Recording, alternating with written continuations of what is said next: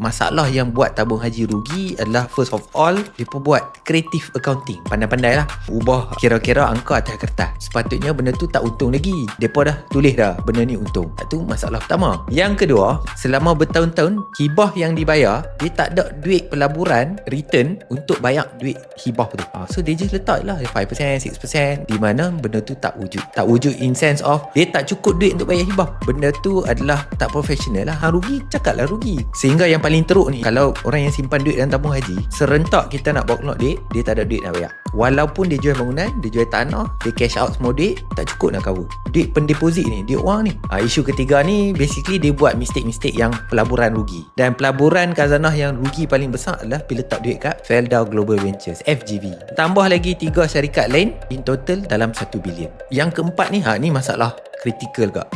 Dah tahu tabung haji tak untung, aset dia pun tak cukup, duit simpanan dia pun tak banyak, dia boleh bayar gaji bonus 13 bulan dekat certain staff. Yang last kali ni, ni pun pandai-pandai mereka buat. Tabung haji ada aset, tapi mereka categorize aset ni sebagai aset rosak atau aset yang macam not making money. So mereka buat apa? Mereka pusing punya pusing. Sekali lagi atas kertas, ni konsep orang nak faham kan, payah nak faham sikit. Konsep dia contoh, kita ada kereta ni buruk, tapi nilai dulu kita beli 100,000, sekarang kereta tu 10,000. Kalau simpan atas kertas memang rugi. Nak bagi nampak benda tu untung, dia nak jual kat adik dia. So dia kata, adik nak beli 20,000. Nampak untung lah, 10 jadi 20. Tapi adik kata saya tak ada duit.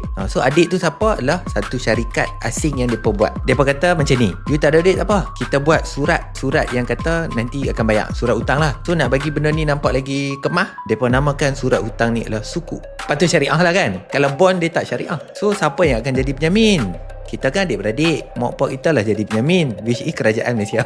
So dia pun pusing kot tu, kertas tu nilai 19.9 bilion lah. So dia pun kata ni aset 9.7 jadi 19.9, duit tu tak masuk pun.